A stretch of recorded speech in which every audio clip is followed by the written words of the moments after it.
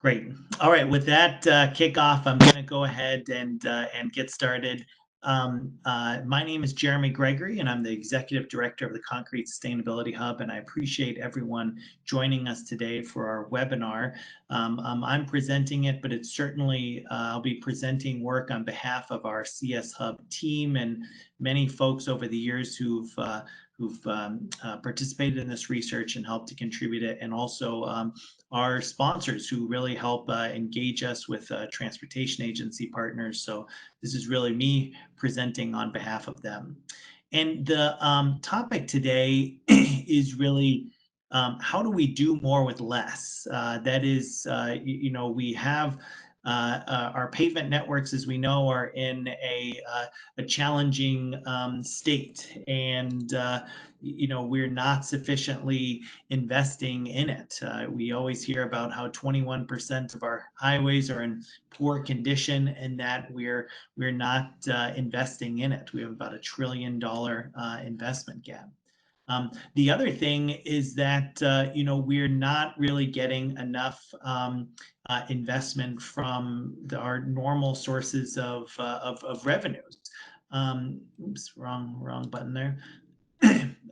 What you can see on this chart here from the New York Times is it's showing what tax revenues have been over time, a big drop, but started to increase, but then leveling off again. And this was several years ago, and I think the trend has continued. Part of that is people are driving less, and also part of it is they're not all driving gasoline cars. So our normal ways that we pay for things are not generating the same amount of revenue. So governments are being forced to do more with less. On top of that, infrastructure spending is at an all-time low. This chart here, also in the New York Times, shows infrastructure spending as a percentage of GDP, and it's the lowest level it's been in decades, right? So that's another challenge. The American Society for Civil Engineers, they decided to come up with a single grand challenge that really unified everything that they wanted to symbolize as being a challenge for the future. And the one they came up with is reducing life cycle costs by 50% by 2025. And obviously that's not very far, but they basically have said that these life cycle costs are critical to helping us meet that challenge of the funding gap. And so, and life cycle costs is one of the key areas of focus that we need to address that funding gap.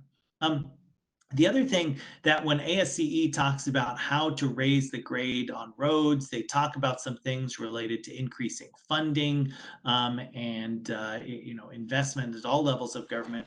But this last one here, I'm going to zoom in on a little bit, and it says use asset management best practices to prioritize projects and improve the condition, security, and safety of assets while minimizing costs over its entire lifespan.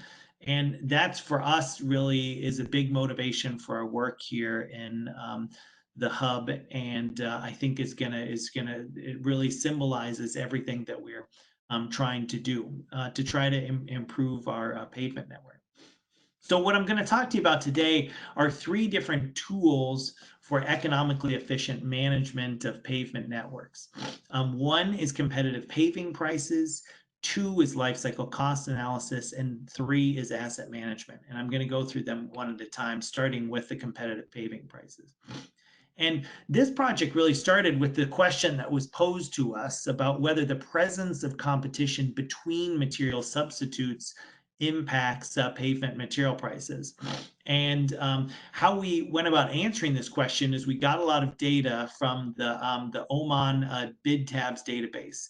And out the bottom, you can see it was over 10 years of data across nearly all the states, about 300,000 different pay items from about 164,000 different jobs. And for all those different projects, we quantified what's the project size, like how much material was used. What's the amount of annual spending in the state, and that's the market size. Our price adjustment clauses used for asphalt. What was the number of bidders on a project? And that we use as a measure of intra-industry competition. So for example, even if the bids are only just for asphalt or just for concrete, how many were the number of bidders within there? So that's how much competition there is for a particular material substitute. But then we also have what we call inter-industry competition across different material substitutes. And our metric for this is what we call the dominant market share. So in nearly all states, there's more spent on asphalt than there is on concrete. And so this map here is showing 10-year average percentage spending on asphalt just by the state transportation agencies, and that because that's the data that ends up in the Oman bid tabs database. So this is not across all kinds of pavement spending, just for those state DOTs. Excuse me. And what you can see is that we have a lot of darker colors, which are close to the 100%, a few lighter ones that are close to 55%. But the dominant market share is asphalt. So we basically collected all this data, ran some statistical tests to figure out what was significant and which of these were affecting both asphalt prices and concrete prices. And then we could use those statistical models to try to understand which would contribute more to prices than others. And what the model showed is that there was a large impact of inter-industry competition. And these are all the different factors that we looked at and how they affect asphalt prices and concrete prices. And you can see this dominant market share there on the bottom. And what this chart is meant to show is basically if you change the market share, how much does it affect the concrete unit prices or asphalt unit prices? And you can see the only one that matters more, or at least the same, is the size of the project. And that makes sense, right? The more material that goes into the project, the lower the price per cubic yard or per ton. Excuse me, but dominant market share is the next one after that. The other thing that we could do with our models is look at what's the impact that having lower unit prices might have if you increase spending on concrete. And what this chart shows, basically, we're able to take those statistical models and then do some estimates that, for a state spending about an average of 5% on concrete, if they increase the level of concrete market share, this is how much it would affect material unit costs, right? So the black ones are decreased in asphalt and the gray is decreased in concrete. So you can see that by, as we saw in the previous chart, those changes affect concrete a bit more than asphalt, but it can be pretty significant, right? Like increasing up to 25% on concrete spending could lower prices by about 30%. So so this can be significant. The other thing that we wanted to estimate is if you had these lower prices, how much paving could you do? And so one of the things that we did was to estimate, for if you had an annual paving budget of about $100 million, how much paving could you do? And once again, starting with that 5%, and this is how much in that state they would be spending on asphalt compared to concrete. And then this is the total amount of tonnage that you can do. And as you can see, even though you keep that same fixed budget, as you increase the amount spent, you can pave more. And as you increase that market share, you increase the total amount. So if you increase 25%, you get a 6.5% increase in paving tonnage. So increasing competition, depending on what's going on in the state, is one of those things where without even spending more total money, you can still get more bang for your buck, which is the theme of this whole presentation. All right. The next topic is life cycle cost analysis. And you're probably familiar with this, but just in case, this is our method for evaluating total costs of ownership.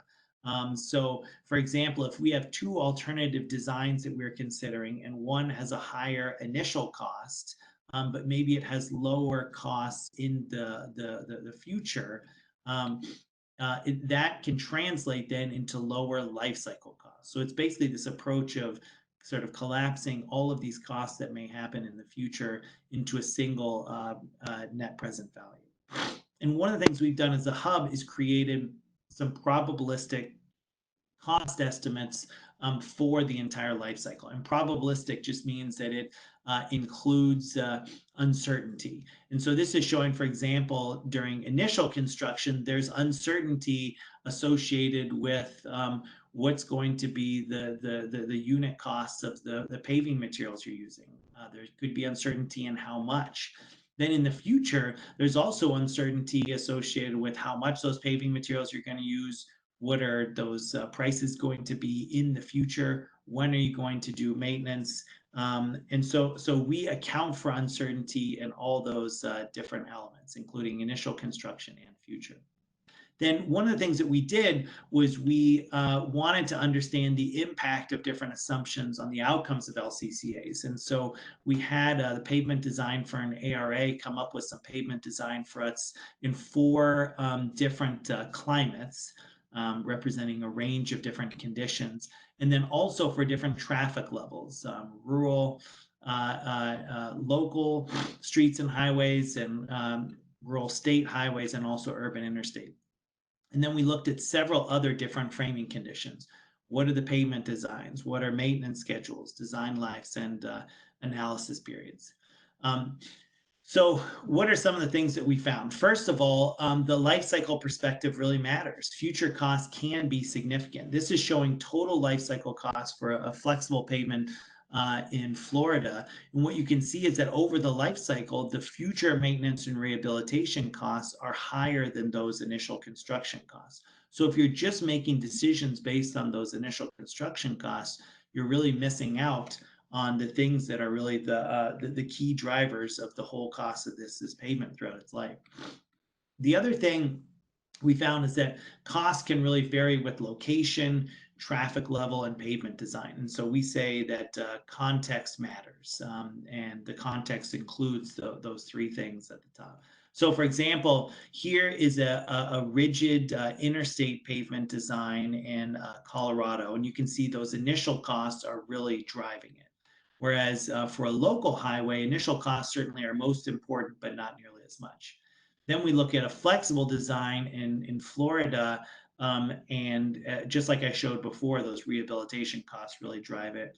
Whereas a flexible design for interstate in Arizona, not so much. So sometimes I get asked, what's better from a life cycle cost perspective, concrete or asphalt? And I'm always going to say, context matters. What kind of design are they using? What maintenance and rehabilitation assumptions matter?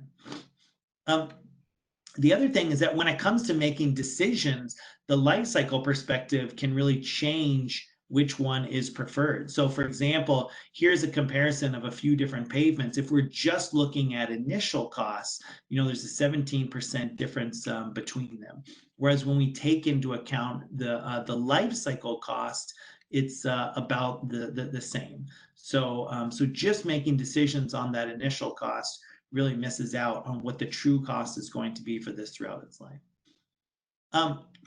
Now, FHWA provides guidance on how to do life cycle costs, but one of the things they don't really talk about is how to generate the inputs that go into that life cycle cost. One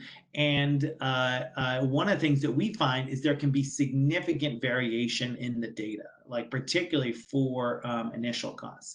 This is showing data on the unit price of concrete pavements from the Caltrans, State of California database. And what you can see is that there's a wide range of data that we have in there, right? Everything from $100 per cubic yard to nearly $600 per cubic yard, right? And as you can imagine, there might be all kinds of things that are driving these costs, right? So we want to try and understand that better. And so one of the things that we do is use some statistical models, and that's to basically try and understand what might be explaining that. So in this case, what you can see here, we put all that data on a chart where we're plotting the log of the unit price against the log of the quantity. And we do a log chart because, as you can see, it's linear. So no big surprise, but the concrete material prices depend highly on the quantity used in a job. So going up here, this could have been a very small job, whereas this could have been a very large job. Obviously there are other factors that can be driving it. And so, so basically that's why we want to try to be able to understand what's a variation. And then when we do an LCCA, to be able to say, oh, where do I lie along this spectrum, and then use that in the analysis to get us a better estimate of that. All right. The other thing is that when we get results from a probabilistic analysis, we can have a better understanding of what's the relative risk between different options. Okay. And so, for example, what we usually do to present results is on this cumulative distribution function. Okay. So the way that you read this is that we actually have the life cycle cost here on this axis here. And this basically says there's a 50% chance of my costs being higher or lower than $2.5 million, considering all the uncertainty, okay? Whereas for this alternative, you can see the 50% chance is, excuse me, maybe more like 2.75. But notice that the slopes are quite different as well. So when we compare, for example, at the mean of these two right here, we get about an 8% difference between them. However, the other thing that we can do is compare also at the 90th percentile numbers as well, which is often something that engineers end up doing just when it comes to making design decisions about mechanical properties. You want to use a 90th percentile number because that means you have confidence that, you're 90% confidence that the cost will be below this number. But here we have a 15% difference at that right there, right? So another way to say is that there's a 10% chance of exceeding, some number that we put in place. Like, let's say, what's the chance of exceeding $3 million? 10% for one alternative, whereas 30% for the other. So we don't even have to show these charts, but we can still communicate life cycle cost results saying how much confidence do we have in them. And those are some of the ways that we can do it. Now, one of the things we find about what's driving these costs, it's usually uncertainty in the initial costs. And that's why I kind of come back to that point of why it's important to understand really when you're using an initial cost number, how representative is it for that life cycle cost analysis, because that's what's going to be a really big driver. Okay, last topic here is asset management. And this is particularly relevant because FHWA has issued new performance management rules due to MAP 21, or moving ahead for progress in the 21st century. And some of the motivation that they included in this guidance is they want to improve decision-making through performance-based planning and programming. And some of the key elements of asset management plans are life cycle planning, risk management analysis, and a 10-year financial plan. So regardless, you can see that this sort of planning for the future is really what they're trying to do, okay? Now, the typical pavement network performance management process is that a transportation agency will set targets for the future, like what percentage of their network do they want in good condition, what percentage is poor. Then measure the performance of their, and usually that's done using pavement management system, having vehicles go out and measure the performance of the network, and then include that data in their pavement management system, and then implement different strategies to meet those targets. But of course, the questions are, which strategies should be implemented and at what cost, and how do we allocate funds to obtain the best performance, but for the lowest cost? And there's not really a straightforward way to do it. If we take this hypothetical example of several pavement segments that are listed from worst to first, how do we prioritize which segments along these to repair? And how do we know whether we're going to meet our targets?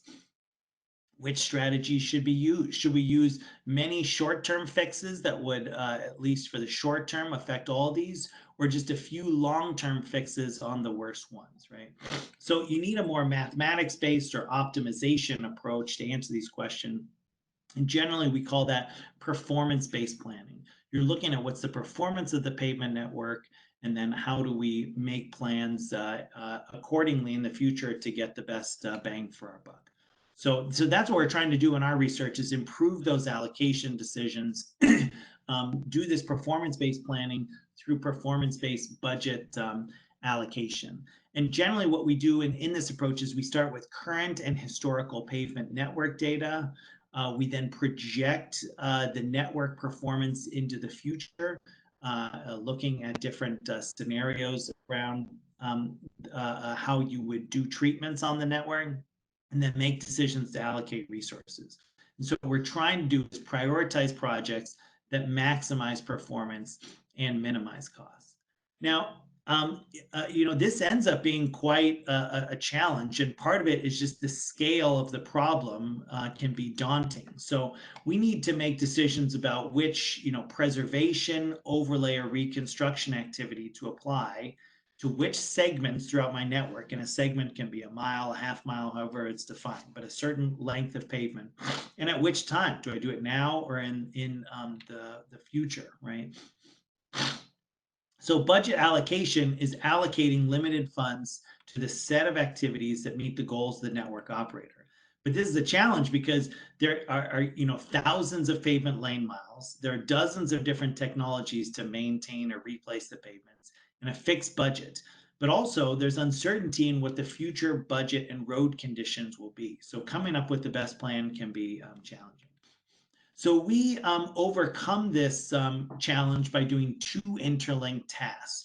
First, we have what we call segment level decisions. So if we're just looking at an individual segment, what's the best preservation, overlay, or reconstruction strategy?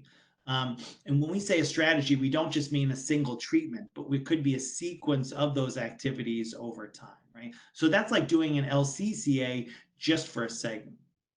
But of course, if we do that for every segment, the recommendations of our modeling might be, oh, we'll spend, $10 million, but we only have $5 million, right? So how do we allocate that at the network level, the best network performance, but still stay within our budget? So this is the two interlinked tasks. So let me give you an example here of how this looks. So we take a segment of road and break it up into these different segments. And then we look at existing pavement management system data.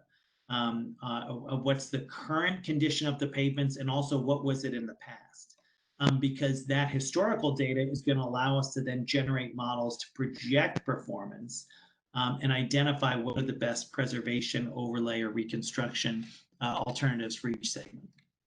So for each segment, we kind of do that LCCA that I mentioned and come up with some alternatives for preservations or overlays, and do that for a whole bunch. And then across the whole network, we do an optimization exercise where we try and allocate those resources in the best way for the whole network. So let me give you an example of how this looks using the case of Iowa. And this is just the US route system in Iowa. And so we got pavement management system data. This is the current distribution of IRI, or International Roughness Index, of those pavements. And then a different metric is a pavement condition index. And you can see kind of the numbers that they range from down here. This is about 10,000 lane miles, and they have asphalt overlays that create composite pavements, and then also concrete.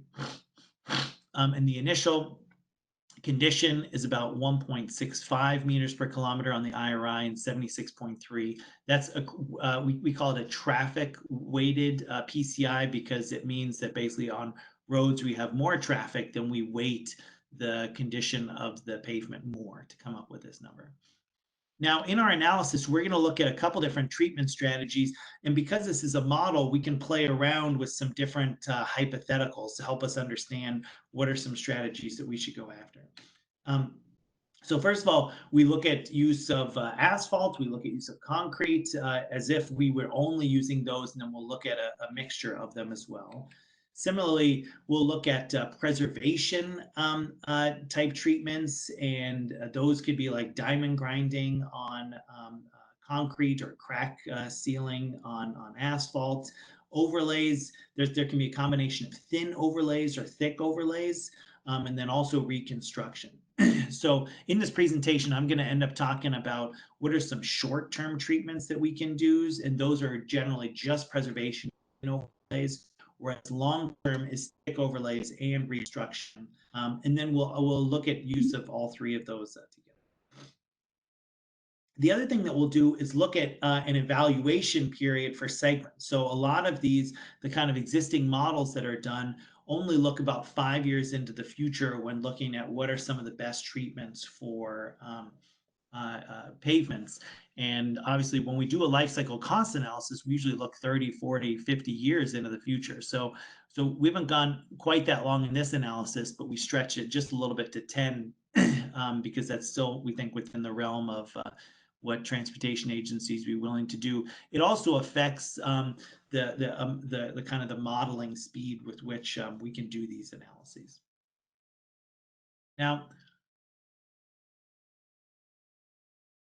one thing that I would also like to mention is that we're going to look at the pavement condition network, but we're also going to look at what is the impact of that pavement condition on greenhouse gas emissions of the vehicles that drive on them.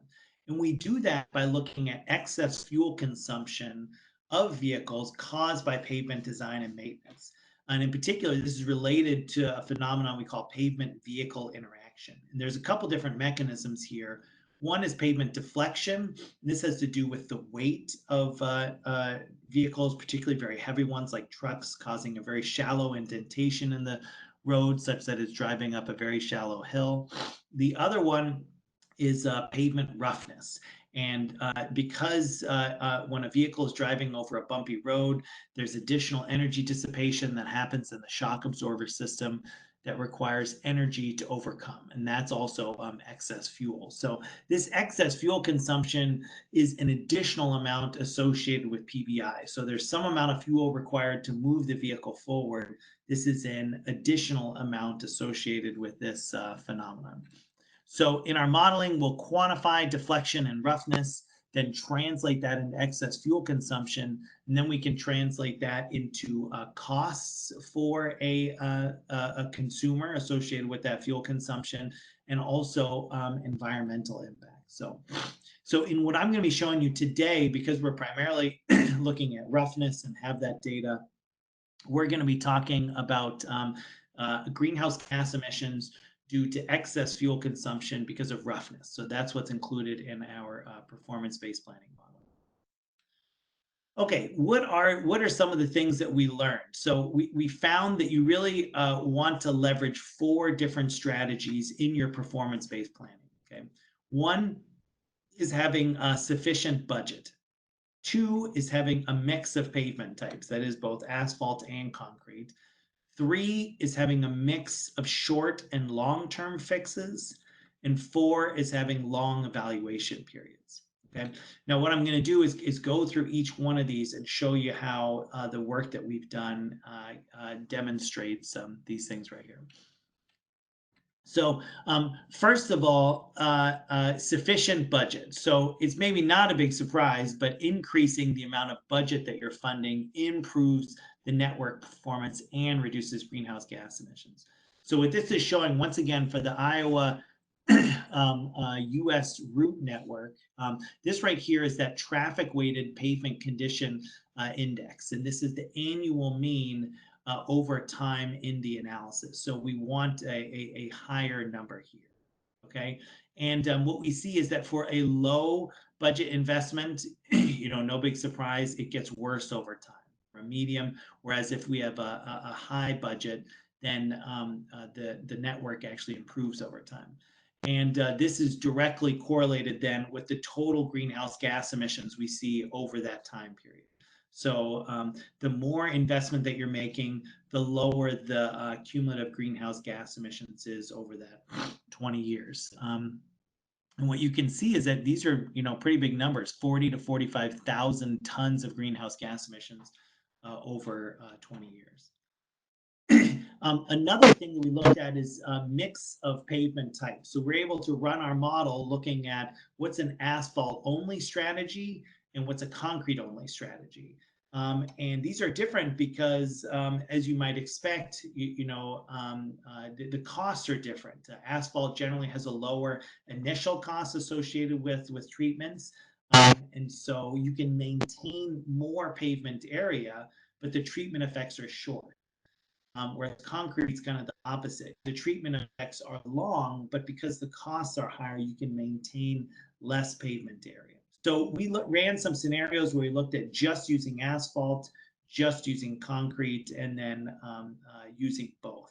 What you can see is, once again, for this pavement condition network going from bad to good, the best results that we get are using both.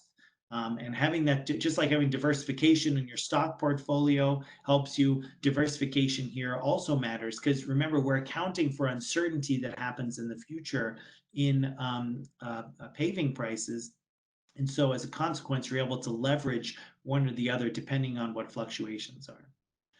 We see a similar thing you might expect for average annual GHG emissions. And this right here now is our budget. So the effects are magnified as we increase our budget. But it's a similar thing regardless, right? This green line here is when we use both asphalt and concrete, we get the lowest greenhouse gas emissions. And the more budget we have, the better this is. Similarly, we looked at what happens depending on what kind of mix of fixes that you use, right? So if you're only using a short-term strategy, once again, that was focusing on those preservation treatments and thin overlays. You're able to maintain more pavement area because they're less expensive. So it's easy to spread them out across the network, but the treatment effects are short. So you're having to continuously play catch up. Whereas if you use only long-term strategy, you invest in only a few pavements, you maintain less pavement area, but the treatment effects are long, right? So looking at our pavement condition index here, once again, if we use just long-term or short-term, the effects are worse than if we follow this green line, which is the mix of fixes, having both short-term strategies and long-term strategies. And once again, if we see that, if we look at the average annual GHG emissions, the mix of fixes gives us the best result. Now, that might seem particularly obvious, but I would bring up a key point that almost all transportation agencies, they do funding separately for short-term strategies. They call it, Department of Maintenance, right? Versus long-term strategies, which are capital improvements. And so I understand from a managerial standpoint why you might want to have different teams implementing those, but at least from a cost optimization standpoint, looking at those both together and having that longer term perspective is really important. Next, the thing we looked at is the longer evaluation periods. And as you may remember, this is about what we call the segment analysis period, which is essentially how long are you looking when you're doing like your life cycle cost analysis for different treatments. How long into the future are you looking? So we looked at both 5 years and 10 years. What we find is that when you use a 5-year treatment period, then treatment with short-term benefits are preferable, whereas in a 10-year, long-term benefits are preferable. And keep in mind, we haven't really done anything in terms of what's the mixture of treatments that we're looking at. We're only just changing what's the analysis period. So for the same budget, what this is saying is that now we're looking at roughness here, where the effects are magnified a bit more. So we want a lower number.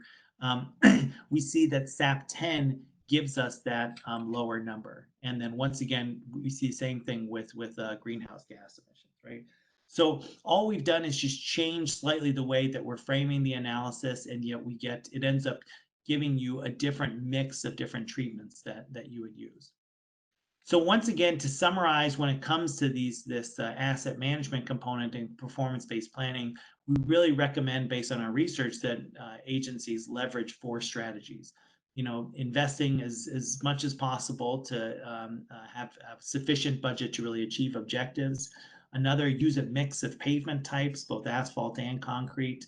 A mix of short and long-term fixes, and also use long evaluation periods. And what we found is that for all of these, the benefits increase with the higher budgets that you have. Now, in just a closing note, one of the things I want to mention is that, these analyses involve a lot of data, and data analysis can be challenging. This right here is showing each of these lines is data from a particular segment from a state transportation data set. And for each of these pavement segments, what we did is we plotted basically time 0 for each of these segments is right after they had a treatment done. So an overlay or a reconstruction or something like that. So right after treatment was done, this shows what the IRI then is going into the future, right? So for pretty much all of these, you would expect after treatment is done, the roughness has to get worse, right? Whereas what's surprising here is how many are shown magically improving, right? So like a decrease in their IRI over time, right? And so that's almost certainly can't really happen unless there's some physical mechanism we're understanding. What's more likely is that when we measure this, we're trying to figure out what's the signal versus what's the noise. It could just be we're within a range of error in terms of what we're measuring when we go out to do that roughness. So as a hub, we've come up with a new way to try to investigate this, and it's an app that you can use on your phone called Carbon, and it's available in the Android or iPhone app store. And how it works is that basically you turn on the app while you're driving, and you mount your phone, maybe up in the a holder or on the dashboard or in the center console, somewhere where you can measure the vibrations of the vehicle. And that's what it does. While you're driving, it uses devices in the phone to measure the vibrations. It uploads that data anonymously to a server, and then we can use that to actually measure the roughness of the vehicles. And we call this crowdsourced data because it means anyone can use their app to upload data. And we've done this quite a bit. You can see what we've done at this website, fixmyroad.us. We have data from dozens of countries, hundreds of thousands of miles, and millions of data points all over. And so one of the neat things about this, I mentioned how we're collecting data from state pavement management systems, but usually we're lucky if we can get one data point on a road every year. This allows us, we could get lots of data points from many different people in a day. And so we're trying to understand how much data do we need? How can that help support asset management decisions? So we really see this as something that can be represent the future of asset management. So with that, I'll close with saying if you're looking for additional information, you can find it here on our website, or you can also contact us by sending us an email this way as well. And we greatly look forward to feedback from folks on what's useful and what isn't here. So. With that, we'll open it up to questions. As we mentioned at the beginning, there's a Q&A box that's down in the lower right of your screen, and we'll be looking into there for questions. So please feel free to go ahead and open those up. And I see we have some that are coming in, and I'll answer. Besides the airspeed velocity of a laden swallow, I'll go on to the next one that's actually pavement related. And it says, for states that are spending 100% of their resurfacing budgets on asphalt overlays, what would be the benefit if they would begin incorporating concrete overlays as part of their resurfacing budgets? And so a lot of this is going to depend on sort of what are the relative initial costs of the asphalt overlays and the concrete overlays, and then what's the lifetime, right? And so generally the data that we see is, kind of like just like overlays similar to new construction. The benefits will depend on those relative costs and relative times. And so generally what we often see is that the concrete overlays last longer, and so it comes down to that initial competitiveness. So there's certainly potential there, but one of the things that we see in competition is that sometimes you need kind of an initial push in order to get that going. So it could be that if concrete overlays aren't used very much, then they need that initial nudge to get them. Another question came in about whether the work is published. And what I would say is make sure to go to our website, because we have separate pages on competition, on asset management, and on life cycle cost analysis. And there's a whole series of publications that are available within there. If you don't find one that's related to something you see here, then just send us a message, and we can help you with honing in on maybe what you want and which paper it is. So. All right, another question, to what do you attribute the significant drop in materials costs, particularly for concrete with increased competition? That's an interesting question, and the short answer is I don't have a definitive answer. The kind of analysis, the statistical analysis that we did of the data that's coming in, I attribute it to like many of these healthcare studies that say, they start out with saying, we looked at people who eat chocolate and their health, and we found that in moderate amounts chocolate can be healthy, right? So they just start with a statistical analysis, but they don't really understand exactly what the mechanism is. And we have a similar issue here, where we've done a statistical analysis and we see that correlation between costs, competition, and then asphalt and concrete costs. The fact that the effect appears to be stronger in concrete could be just because there's a lot less data points in that analysis. We've just had more time to develop and collect a lot more data on the asphalt side. And because there is less use of concrete, it could be that there's more opportunities for it. But it would be great to try to dive into that and maybe do some particular case studies on a particular region to see if that's more. If that's an option. So, all right, keep those questions coming. We'll maybe give you a minute or two to type in some more.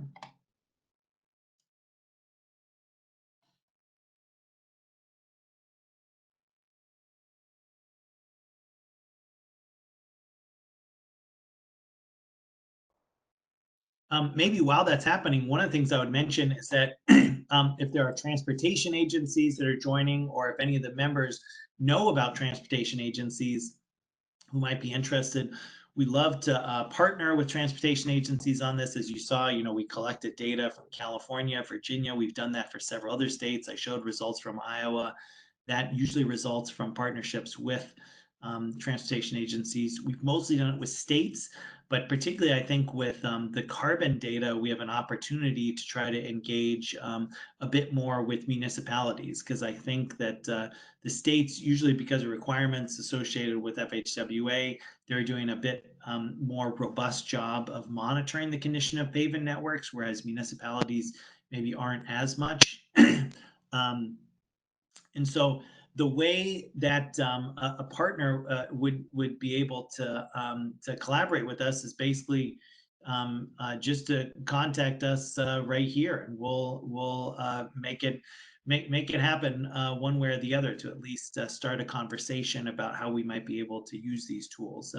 Because you can see part of the reason we like getting the word out about this is because we have a lot of hypotheses here on what works and what doesn't, but testing them out with actual transportation agency is important. All right, we have another question here about what's the typical length of segments, and would intersections be treated different than the streets between? So admittedly here, when we look at segments, we've primarily been looking at, like interstates and highways where they don't have as many, intersections like you would in local streets. So the short answer is we haven't treated intersections any differently. But that's not to say that we couldn't.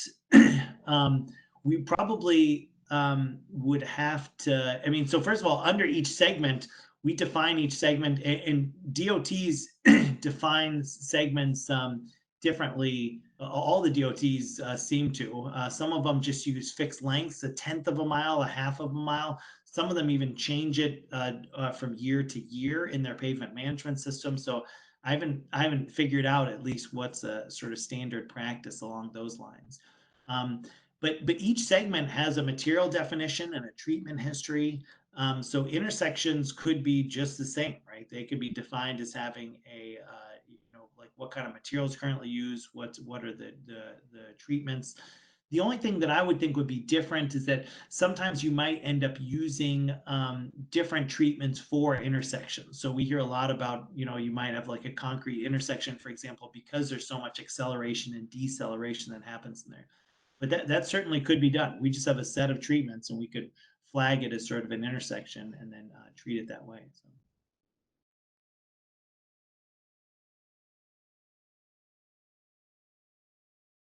All right, we'll wait another minute or two to see if there's any questions.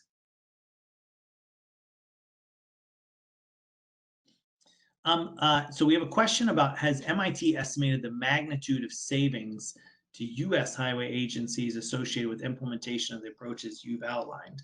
And the short answer is yes, we have made some approximations, at least in the context of reduced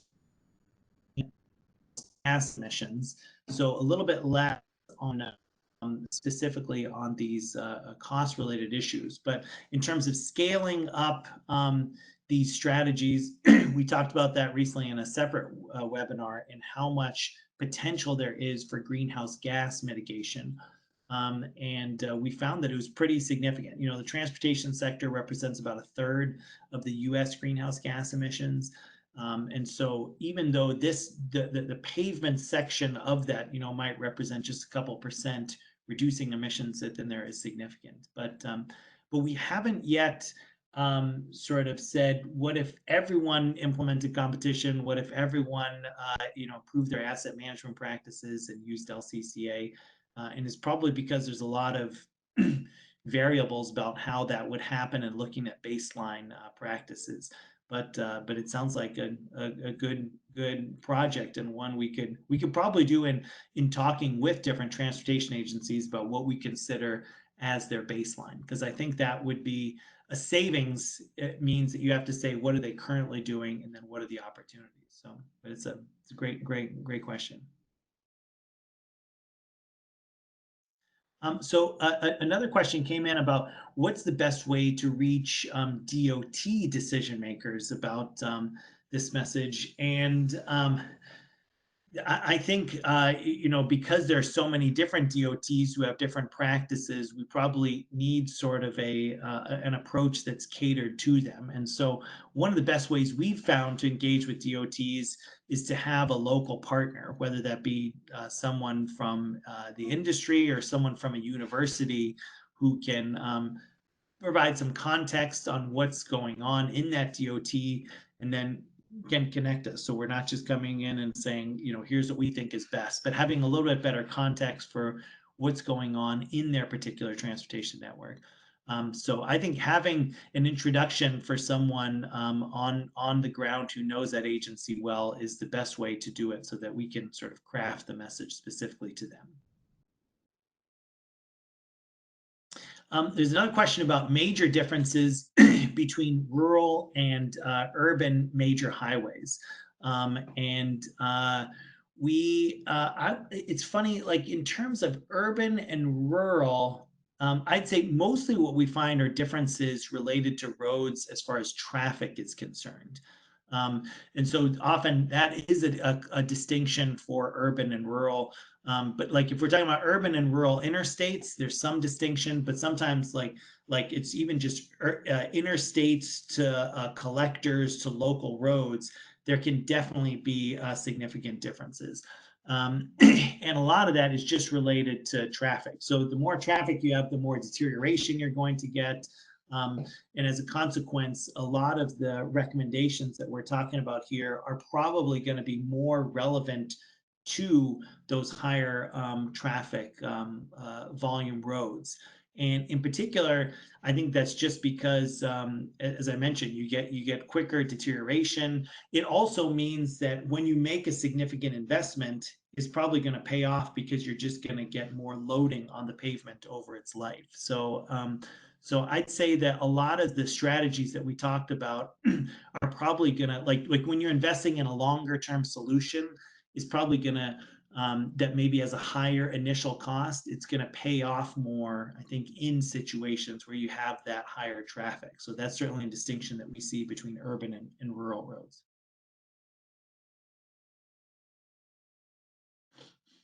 All right.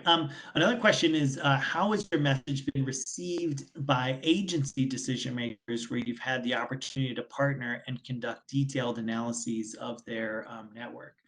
Well, if we go back to what were some of the sort of the key things that we found, like you need sufficient budget. Well, a lot of things we find the agency decision makers, they're totally on board with that. They're also trying to get more budget to do their treatments. So I think that's something where that message is actually something we need to take more to the people who are handling the purse strings, because they need to really understand that the importance of having sufficient budget and how that affects the long-term performance.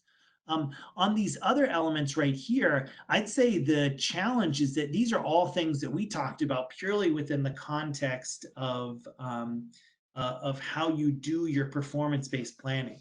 And I think one of the issues that transportation agencies have is that the folks who really make the pavement decisions are quite separate than the people who are making the funding allocation decisions. And I think that's a challenge. Like even when these allocation analyses are done and are made, then there's still leeway that's given to the pavement engineering decisions, and that's fine. I understand that, but it just means that the messages around the mix of pavement types and the mix of short and long-term fixes, they both need to be made to the folks that are doing the allocation decisions and also those who are making the engineering decisions, and have some consistency across the two. And that's often a challenge, is getting sort of those different parts of the transportation agencies to understand it, and then also to act on it. But there's definitely interest in them. I think, as I said, I think no one is against trying to be more efficient with their funds. It's just, how much pressure are they really feeling to do it, and are these considered strategies that they should make? And that's why we're trying to get the word out about them.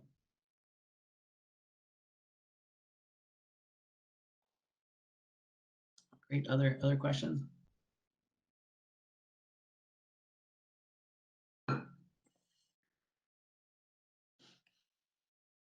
All right. Well, I think with that, we'll close it up. As I mentioned, if there's stuff that we weren't able to talk to, please check out our website or contact us. We will be posting this recording to YouTube in case you want to go back and digest it or share it with someone else, and you'll get a notification about that. And if you're interested in the slides, you can contact us and we'll share them.